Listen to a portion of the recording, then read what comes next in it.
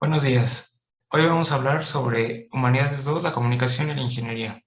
La unidad 2, equipo 3, grupo 1224, su servidor Martínez Méndez Jaime Diego, López Morales Sebastián, Lagos Castro Christopher Naín, Márquez Zurita Gerardo Ulises, Monroy Rico Laura Vianey, Morales Santelis Lorena, Martínez Blas Brian Aaron.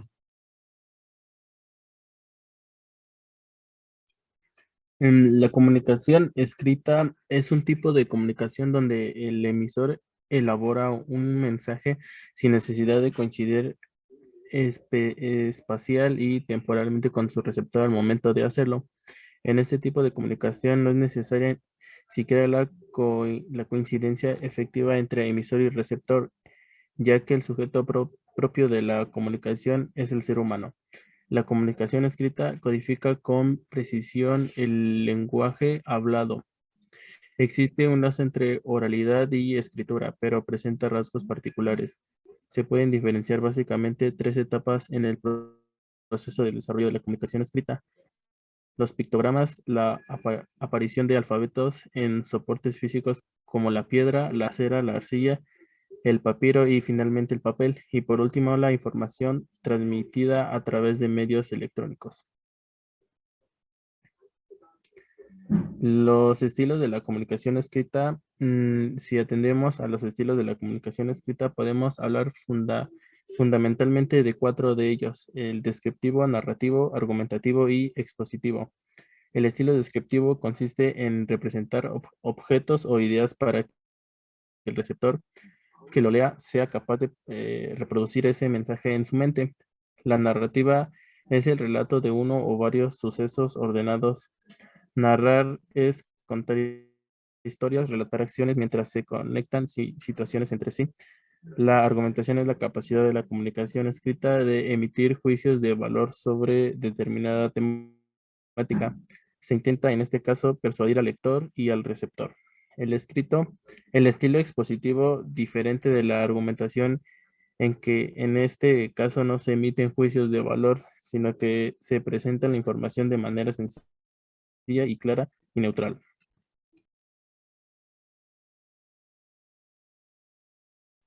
Elementos de la comunicación escrita. Estructura. Como su nombre indica, es la manera en que el emisor ordena o estructura aquello que quiere comunicar. Puede ser en párrafos, capítulos, diálogos, ítems, para proponer algunos ejemplos. Estilos. Es la manera en que redacta el contenido en cuestión. Puede ser formal o informal. Personal.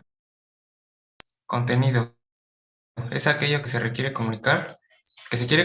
Puede ser conocimiento, las cualidades de un producto que se quiere vender, una historia de ficción, entre tantos otros. Características de la comunicación escrita.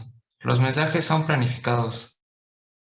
El emisor debe planificar, por más mínima que sea la comunicación, de qué manera formular el contenido para que tenga cohesión y coherencia.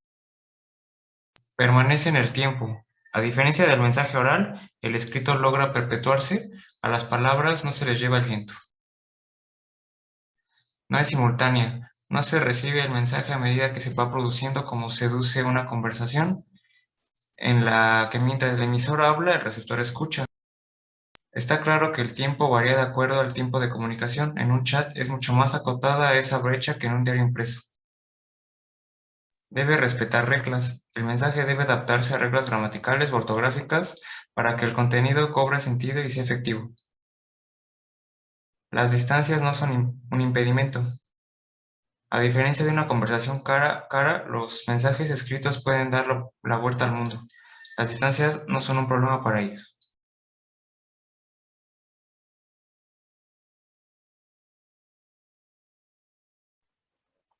Los tipos de comunicación escrita son los siguientes: informes, cartas, boletines, entrevistas, memorándum, circulares, memorias, actas, contratos, reglamentos, manuales, volantes, avisos, recibos, facturas, cheques y pagarés. La importancia de la comunicación escrita. Permite la difusión del conocimiento. Con la redacción y publicación de contenidos de todo tipo, el conocimiento ya no está en manos de unos pocos. El tiempo ya no es obstáculo. Los mensajes se pueden almacenar y ser difundidos de generación en generación. Ya no quedan limitados a una etapa de la historia. la distancia se rompe. Al igual que con el tiempo, las distancias ya no son un impedimento para la difusión del conocimiento. Ayuda a los vínculos personales. Las cartas primero y luego los mails, chats o redes sociales han ayudado a las personas a mantenerse en contacto o incluso a recomponer vínculos que con el paso del tiempo y la distancia habían roto.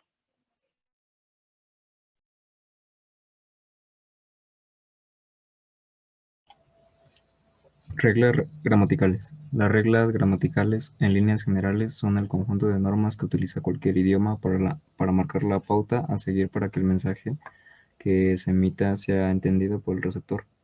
La comunicación se basa en la comprensión y, por tanto, si no existieran una serie de patrones que marcaran una línea a seguir, sería imposible que se pudiera establecer una comunicación fluida y correcta entre las dos partes. En algunos casos se utiliza palabras propias del latín, mientras que en otras se usan criterios aleatorios que se conocen como artefactos. Por ejemplo, ¿por qué en una silla se llama silla y no mesa? Básicamente porque se ha seguido un criterio arbitrario a través de un acuerdo entre las diferentes partes que crearon la lengua.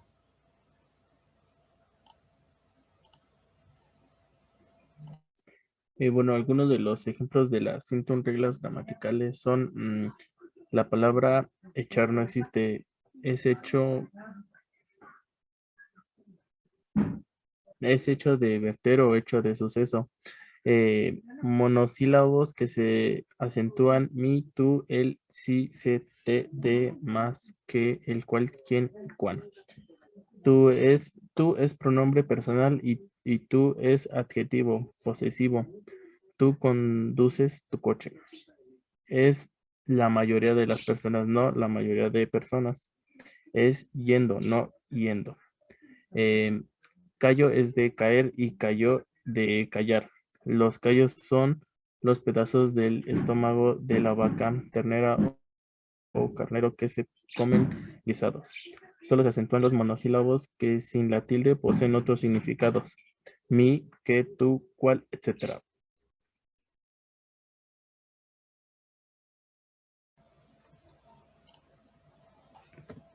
Reglas ortográficas. Las reglas ortográficas son normas, convenciones y normativas que rigen el sistema habitual de escritura aceptado y puesto en práctica por los hablantes de un idioma. La palabra ortografía designa a ese conjunto de convenciones que unifican el modo de escritura de una lengua. La ortografía nace a partir de una convención aceptada por los hablantes de una misma comunidad lingüística para conservar la manera adecuada de la lengua escrita, y está en constante evolución. La finalidad de la ortografía es homogeneizar los principios escritos de una comunidad de hablantes de una determinada lengua.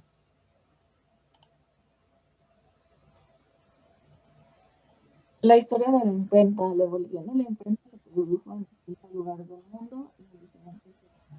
La civilización griega y romana y las copias de manuscritos mediante pluma o pinceles hasta la prensa moderna han sido muchos de los factores que han influenciado favorablemente.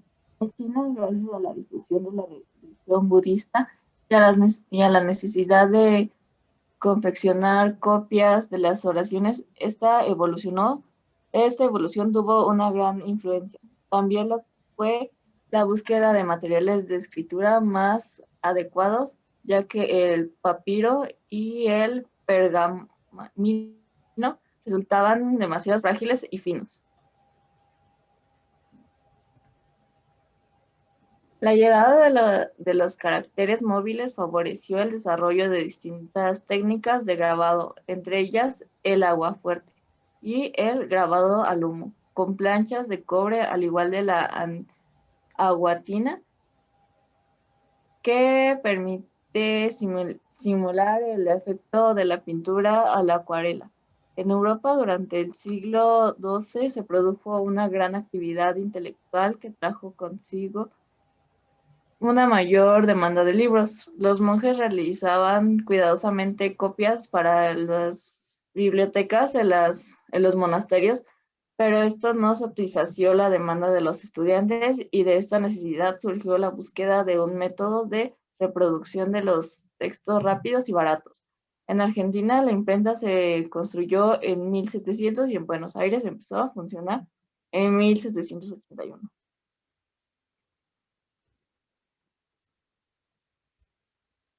La máquina de reacción en lo que el papel impreso por una cara retrocedió y era impreso por la otra. Surgió en 1854.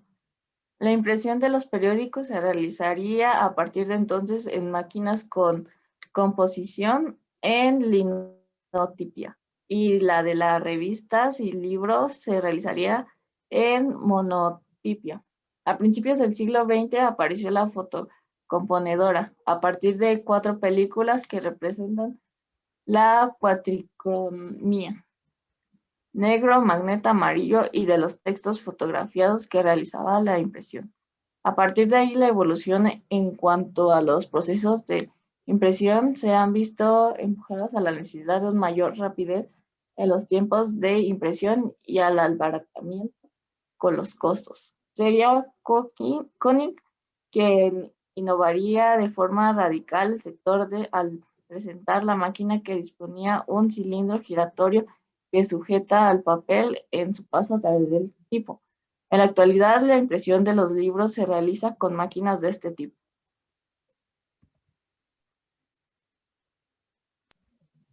Bueno, ahora les vamos a hablar sobre los signos de pausa. Y bueno, en la antigüedad los primeros escritos carecían de signos que marcaban el límite entre las oraciones e incluso entre las palabras. Por este motivo surgió la necesidad de colocar punto cada que terminaba una idea. De este modo apareció los signos de puntuación. Posteriormente vendrían los demás signos: la coma, el punto y coma, los 2 puntos y los puntos suspensivos. La importancia en la actualidad de los signos de puntuación radica en el hecho de que sin ellos la mayoría de documentos escritos serían confusos. Inclusive podrían presentarse ambiguos en sus interpretaciones. El punto.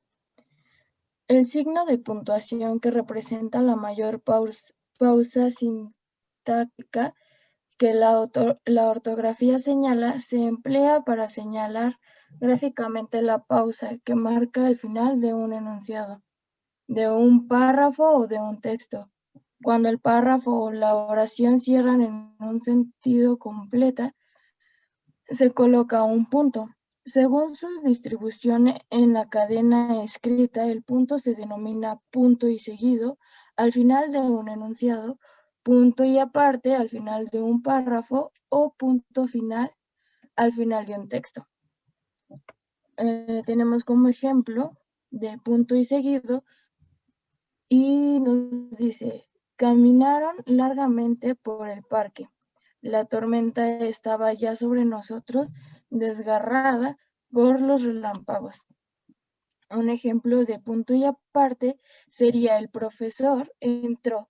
Todos los niños estaban de pie, con la mano levantada a la altura del pecho, saludando en silencio y muy erguido. Paco, sin soltar su libro, su cuaderno y su lápiz, se había quedado parado en medio del salón.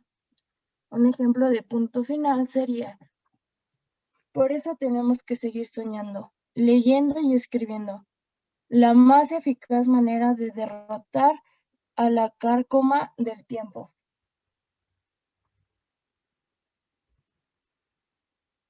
El punto y coma denota una pausa menor que la de un punto y mayor que la de una coma.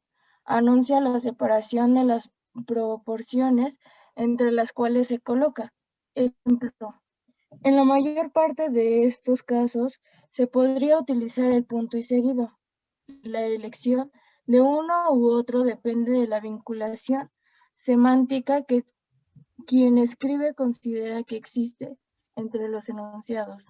Si el vínculo se estima débil, se prefiere usar punto y seguido. Si se juzga más sólido, es conveniente optar por el punto y coma.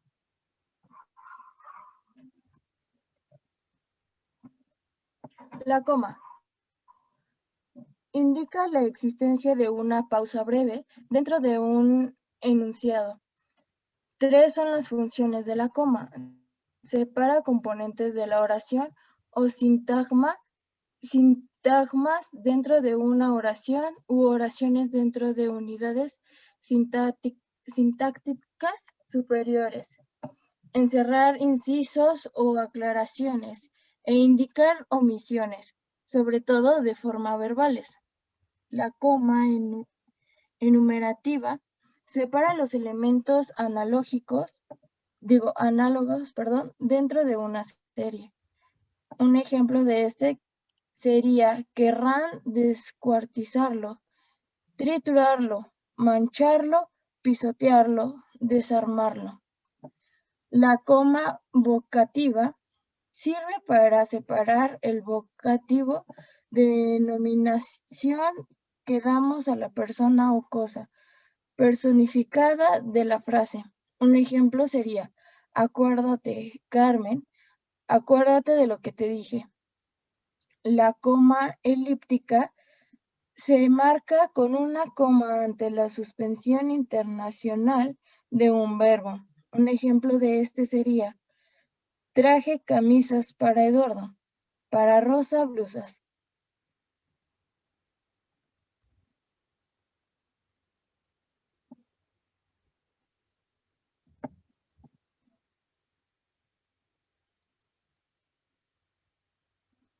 La coma hiperbática es al producirse la alteración del origen lógico de los elementos de la oración.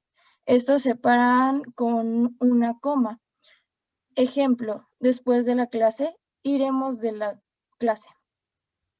La coma aclarativa separa las expresiones aclaratorias o incidentes que añaden una precisión al sentido de la oración. Un ejemplo de este sería: en este partido, como es lógico, ganó el mejor equipo. La coma explicativa separa las proporciones subordinadas adjetivas explicativas dentro de una oración compuesta. Samuel Beckett, quien ganó el Premio Nobel de Literatura en 1969, escribió sus obras en inglés y francés.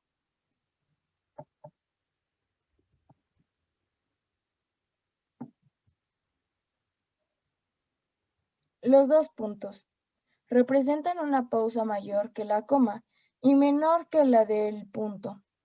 Reclaman la continuación al enunciar un pensamiento íntimamente ligado a lo anterior.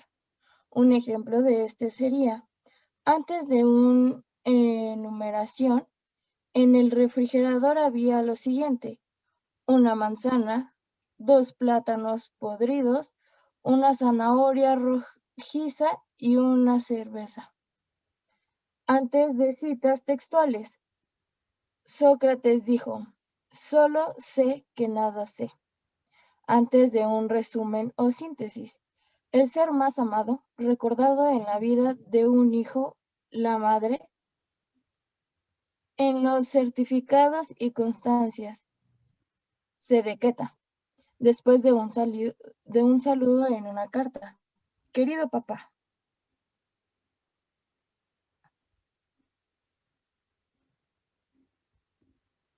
Muchas gracias por la atención.